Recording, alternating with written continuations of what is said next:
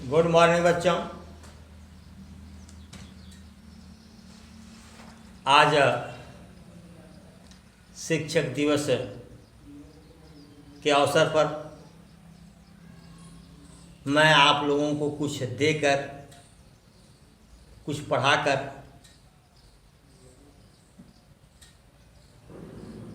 अपने मन को तसल्ली देना चाहता हूं।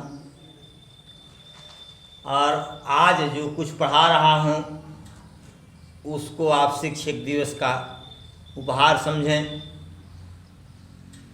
प्रिंसिपल साहब बहुत कुछ कह चुके हैं, बता चुके हैं, मुझे और कुछ कहना नहीं है। हाँ, इतना ज़रूर कहूँगा कि हम अपने सभी शिक्षक साथियों को शिक्षक दिवस के शुभ अवसर पर ढेर सारी शुभकामनाएं देता हूं और सबसे आग्रह करता हूं कि आप की विद्वता में कमी नहीं है, आप विद्वान हैं, लेकिन कहीं न कहीं समर्पण की भावना में कमी है। आप बच्चों के भविष्य हैं। बच्चे आपके विश्वास पर, अभिभावक आपके विश्वास पर आपके पास अपने बच्चों को भेजता है, इसलिए आप उसके विश्वास पर सही उतरने का पूरा खरा उतरें, यही मेरी आपसे अपेक्षा है।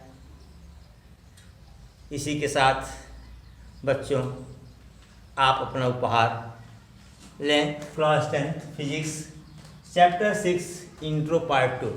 इंट्रो पार्ट में 1 में हम लोग काफ़ी कुछ पढ़े थे। धारा क्या है, धारा क्या है। तो धारा क्या है, उसमें आवेश प्रवाह बताया गया कि आवेश के प्रवाह को धारा कहते हैं। एक डिफिनीशन और बताई गई थी आपको कि किसी चालक के किसी अनुप्रस्थ परिच्छेद से एकांक समय में प्रवाहित आवेश की मात्रा को धारा कहते हैं। बेटा, इसमें कल हम लोग चर्चा किए थे कि इसे आवेश का मात्रक कूलाम है। एक कूलाम आवेश अगर बह रहा है तो कितने इलेक्ट्रॉन बहेंगे, मतलब कितने इलेक्ट्रॉन गुजरें कि आवेश की मात्रा 1 कूलाम हो।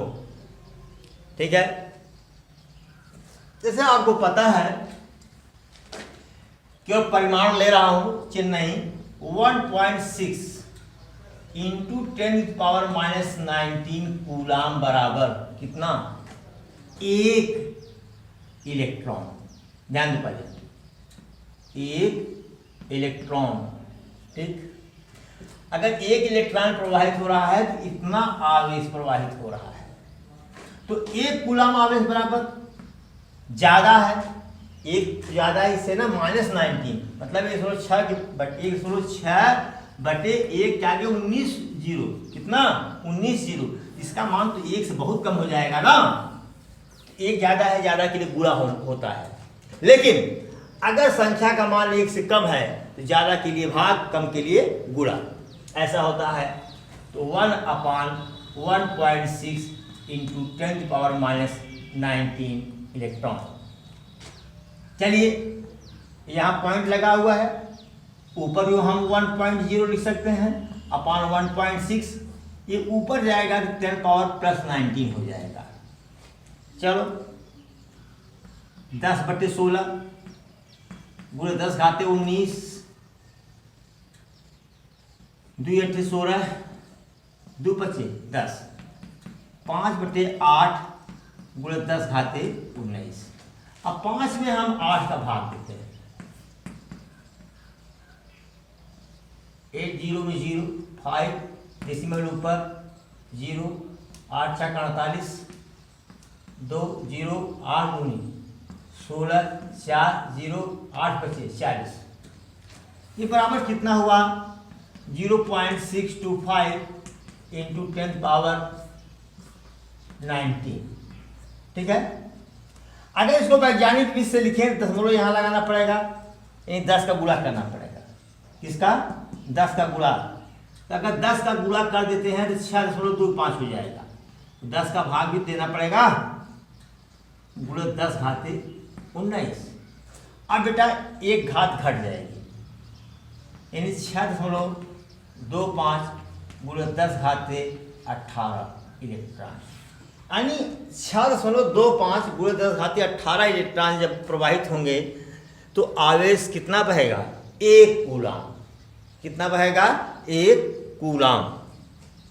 तो इसके आधार पर आप देख रहे हैं कि हमने n बराबर क्या लिखा है? क्या लिखा बताओ? अब ये Q है, ये क्या है? Q है, ये E है ना। तो अब बताओ, जैसे ऐसे देखो, पहले एक इलेक्ट्रॉन पर कितना? 1.6 को दिखाती 19 कूलाम। 2 इलेक्ट्रॉन पर तो 2 का गुणा कर देंगे। बोलो बेटा,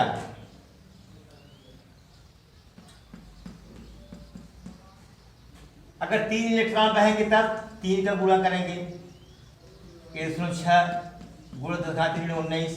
अगर n इलेक्ट्रॉन बहे तो n गुणे 1.6 गुणे 10 घात 19। तो n इलेक्ट्रॉन के प्रवाहित होने पर, n इलेक्ट्रॉन के प्रवाहित होने पर कितना आवेश प्रवाहित हुआ? n गुणे E। n गुणे E क्या है? ये E का मतलब 1.6 गुणे 10 घात 19। यह फार्मूला बन गया Q = NE। ठीक है, मिटाता हूं, इसको लिखवाएंगे। इंट्रोडक्शन तो चल ही रहा है।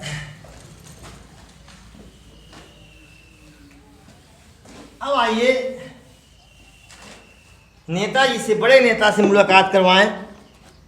बड़े नेता से मुलाकात करवाएं जो चालक में, ये चालक था, इससे एक सेल हम जोड़ दिए थे।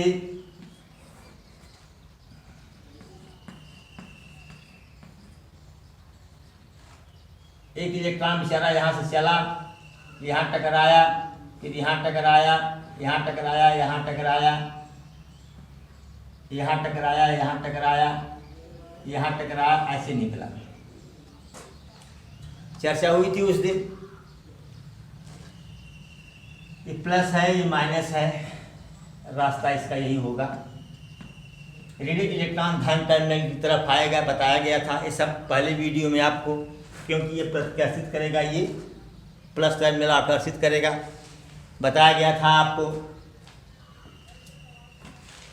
तो बेटा ये जो बड़े नेताजी हैं, ये लफंगा इलेक्ट्रॉन जो है अब सही रास्ते पर आ रहा है, सामाजिक काम करना शुरू कर दिया, लड़ाई झगड़ा बंद कर दिया है ये लफंगा।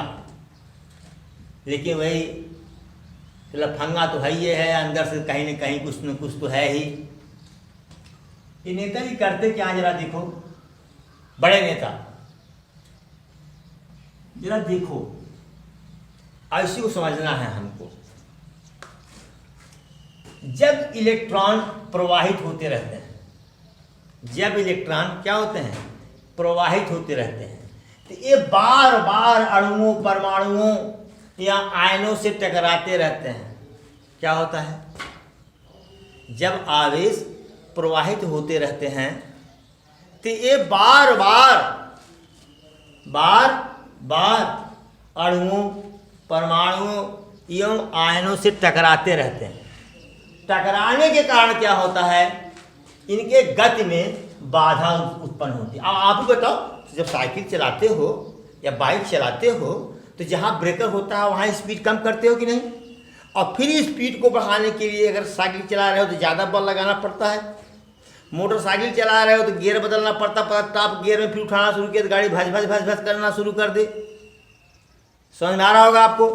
तो जब बेचारा ही टकरा गया तो इसकी स्पीड तो भाई कम हो गई, फिर अपनी स्पीड को बनाता है, फिर अपनी स्पीड को बना, तब तक यहाँ टकरा गया बेचारा। फिर अपनी स्पीड को बनाया तब यहाँ टकरा गया। मतलब बार बार टकरा रहा है, किससे? अणुओं से, परमाणुओं से, आयनों से। ठीक है। अच्छा, जब टकराएगा तो क्या होगा? इसके गति में बाधा उत्पन्न होगी। ठीक, फिर उस बाधा के विरुद्ध अपने गति को बनाए रखने के लिए काम करना पड़ेगा। जब ब्रेकर होता है फिर स्पीड बनाने के लिए आप काम करते हो कि नहीं? बल लगा के विस्थापित करते हो कि नहीं? किसी वस्तु को बल लगाया जाए और वस्तु बल की दिशा में विस्थापित हो जाए तो उसे कार्य का होना कहते हैं। तो आप क्या करते हो? कार्य करते हो।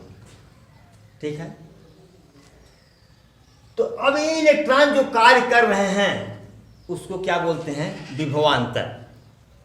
क्या बोलते हैं? विभवांतर। यही कार्य ही विभवांतर है। लेकिन अभी इसको और डिटेल में सही डिफिनेशन दूंगा मैं। विभवांतर की परिभाषा ये लिख मत लेना अभी, क्योंकि उसको संशोधित करना पड़ेगा। विभवांतर, विभवों का अंतर, थोड़ा सा मॉडिफाई करना पड़ेगा इसको। कहने का मतलब यह है, फिर समझ लीजिए कि जिस समय आवेश प्रवाहित होते रहते हैं वे बार बार अणुओं, परमाणुओं, आयनों से टकराते रहते हैं, जिसके कारण उनकी गति में बाधा उत्पन्न होती है। ठीक। अब बाधा के विरुद्ध अपनी गति को बनाए रखने के लिए उन्हें कार्य करना पड़ता है और उनके द्वारा किए गए कार्य को विभवांतर कहते हैं। ठीक, यहां तक बात समझ में आ गई। भाई जब आप कोई भी सामाजिक कार्य करेंगे तो तमाम कठिनाइयां, तमाम परेशानियां होंगी। कोई कहा साहब मेरा यह काम करवा दीजिए, ठीक है, चुनाव तो आपको लड़ना है, पता चला कोई तमाम दिक्कतें हैं, लेकिन फिर भी आप उन दिक्कतों को झेलते हुए उस काम को करते हैं, समय वेस्ट करते हैं, तमाम काम करते हैं। क्यों? क्योंकि ये नेताजी ये फोर्स लगा दिए हैं, ये कह रहे हैं घबराओ मत, केवल काम करो, क्षेत्र में जाकर काम करो, टिकट मैं दिलवाऊंगा, तुम जीत जाओगे। ठीक है। ये लफंगा महाराज के लिए ये नेताजी भगवान बने हुए हैं, भगवान बने हुए हैं। अब बताइए, अब तो लफंगाई छोड़ दिए, चुरकटाई बेईमानी छोड़ दी, अब तो साधु बन गए ना। तो माल चाहिए कि नहीं काम करवाने के लिए? पैसा चाहिए, कम से कम पेट्रोल तो चाहिए जौनपुर पहुंचने के लिए, अपने जिला हेडक्वार्टर पर पहुंचने के लिए। बोलिए, पेट्रोल चाहिए, रास्ते का खर्च चाहिए, और कुर्ता पजामा के लिए थोड़ा सा, बात समझ रहे हो ना मैं क्या कहना चाहता हूं? वो सब चाहिए। तो अभी बेचारा काम तो कर रहा है, और आपको पता है काम करने के लिए ऊर्जा चाहिए। सामाजिक काम करने के लिए जो ऊर्जा है वो क्या है? माल है, नोट। ठीक। और हमको पढ़ाने के लिए क्या चाहिए? पेट में भोजन। ठीक। या आपका मोबाइल चल रहा है, उसको भी एनर्जी चाहिए, बैटरी को चार्ज करना पड़ेगा। तो ये इलेक्ट्रॉन तो बेचारा काम कर रहा है, लेकिन काम करने के लिए ऊर्जा की आवश्यकता होगी ना। और ऊर्जा कौन देता है? ये सेल। ये सेल इसको क्या करता है? ऊर्जा। देखो बेटा एक बात है, सेल, अभी तो ये सेल है, अगर इसमें और एक आंख जोड़ दें तभी क्या हो गया? ये बैटरी से जब कई सेल जुड़ते हैं तो बैटरी बन जाती है। ठीक है। सेल बैटरी में अंतर होता है। तो ये ऊर्जा कौन दे रहा है? बैटरी या सेल। ठीक है, अब तो बैटरी हो गया, अभी तो सेल था। इसमें तीन सेल जोड़ दिए। कितना सेल? 3, 1, 2, 3 सेल जोड़ दिए, अभी बैटरी हो गया ये। ठीक है। तो मुख्य इलेक्ट्रॉनों को काम करने के लिए सेल क्या देता है? ऊर्जा देता है। उस ऊर्जा को हम कहते हैं वैद्युत वाहक बल। कहने के लिए तो बल है, लेकिन है ये क्या? ऊर्जा। फिर से सुन लीजिए पूरे कहानी। जिस समय आवेश प्रवाहित होते रहते हैं, ये बार बार अणुओं, परमाणुओं, आयनों से टकराते रहते हैं, जिनके कारण इनके गति में बाधा उत्पन्न होती है। उस बाधा के विरुद्ध अपनी गति को बनाए रखने के लिए इन्हें कार्य करना पड़ता है, उस कार्य को विभवांतर कहते हैं। और उस कार्य को करने के लिए सेल द्वारा दी गई ऊर्जा, उस कार्य को इलेक्ट्रॉन को कार्य करने, मुक्त इलेक्ट्रॉन को कार्य करने के लिए सेल द्वारा दी गई ऊर्जा को हम सेल का विद्युत वाहक बल कहते हैं। सेल का विद्युत वाहक बल कहते हैं। अब आइए बेटा,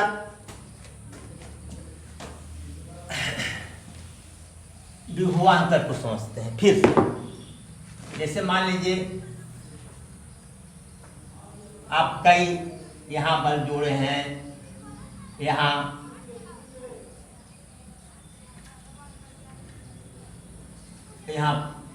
पंखा जोड़े हुए हैं, ठीक है। चलिए, ये आपकी बैटरी है,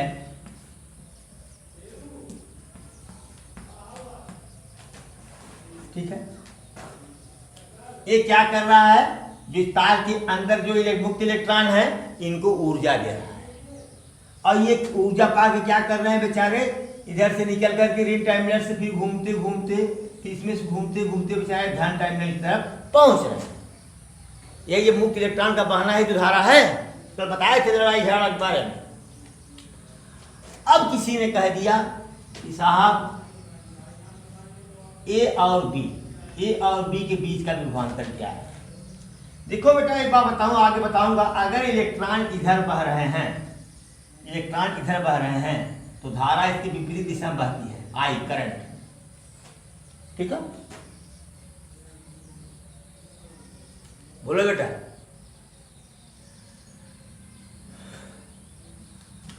तो ए और बी के बीच का विभवांतर मतलब, अगर एक कूलाम आवेश है, कितना, एक कूलाम आवेश, एक कूलाम आवेश में कितने इलेक्ट्रॉन होंगे, 6.25 गुणे 10⁻18 इलेक्ट्रॉन, कितना, 10⁻18।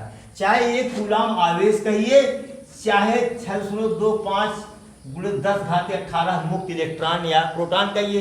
प्रोटॉन तो अनायास ही झगड़ा करता, बहता तो है नहीं, बहता तो मुक्त इलेक्ट्रॉन ही है, ठीक है। तो यहां से मान लो ऋण टर्मिनल से निकल रहा है, यहां से बी तक पहुंचने में किया गया कार्य क्या है, कितने आवेश को, एक कूलाम आवेश को। एक कूलाम आवेश मतलब 6.25 गुणे 10⁻18 इलेक्ट्रॉन को, ठीक है। अगर बी तक पहुंचने में कितना कार्य हुआ, 100 जूल, और ए तक पहुंचने में कितना कार्य हुआ, 150 जूल। हाँ, विभवांतर कितना होगा, 150 माइनस 100, 50 जूल। यानी एक कूलाम आवेश को बी से ए तक पहुंचने में, एक कूलाम आवेश को बी से ए तक पहुंचने में किया गया कार्य बी और ए के बीच का विभवांतर कहते हैं। परिभाषा क्या होगी, परिपथ में किन्हीं दो बिंदुओं के बीच एकांक आवेश यानी एक कूलाम आवेश को प्रवाहित होने में किया गया कार्य उन दोनों बिंदुओं के बीच का विभवांतर कहते हैं। इसीलिए कहा था कि परिभाषा को थोड़ा सा मॉडिफाई करेंगे। मॉडिफाई हो गया, दो बिंदु ले लिया, आवेश एक कूलाम ले लिया, ठीक है। अब विभवांतर बराबर क्या होता है,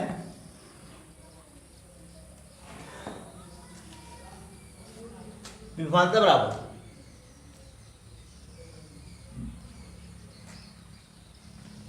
V/2, अरे जान लो Q/T होता है, W/Q होता है, ये होता है, जाने दो, इसको बाद में बताएंगे, तो इसको बाद में बताएंगे। चलिए, अब आता है विद्युत वाहक बल। विद्युत वाहक बल क्या, सेम चीज जो विभवांतर है, विभवांतर में कार्य है, अब विद्युत वाहक बल में दी गई ऊर्जा है, दोनों बराबर हैं, ठीक है भाई। जितना ये सेल कार्य, उससे जितना वो ऊर्जा देगा इलेक्ट्रॉन को, इलेक्ट्रॉन उतना ही कार्य करेगा। कुछ चीजें हैं, जब धारा नहीं प्रवाहित होती रहती है तब विद्युत वाहक बल कितना है, प्रवाहित होती रहती है तब कितना होता है, कितना घट जाता है। ये तो आंतरिक प्रतिरोध की बात है, बाद में बात करेंगे, इसकी जगह जरूरत होगी तो बात करेंगे, नहीं तो इंटरमीडिएट में बात करेंगे इस पर। तो परिपथ में किन्हीं दो बिंदुओं के बीच एकांक आवेश को प्रवाहित करने में सेल द्वारा दी गई ऊर्जा, क्या सेल द्वारा दी गई ऊर्जा को सेल का विद्युत वाहक बल कहते हैं। परिपथ में किन्हीं दो बिंदुओं के बीच एकांक आवेश को प्रवाहित करने के लिए, ठीक है, सेल द्वारा दी गई ऊर्जा को हम सेल का विद्युत वाहक बल कहते हैं। तो बेटा इंट्रोडक्शन पार्ट समाप्त हुआ। अब हम अगली वीडियो में धारा क्या है, ठीक है, विभवांतर क्या है, विद्युत वाहक बल क्या है, ये सब हम लोग केवल लिखेंगे क्या, हम छाप देंगे इसी पर, आप लोग उतार लीजिएगा, फिर थोड़ा सा हल्का सा एक हाथ मार देंगे रिवीजन में। लेकिन आप पढ़िए, ज़रूर पढ़िए, क्योंकि क्लास चलने वाला नहीं है। अभी 21 तारीख को प्रस्तावित है, पता नहीं क्या होगा। ईश्वर मालिक है, अल्लाह मालिक है, आप जानें। Thank you so much for watching video.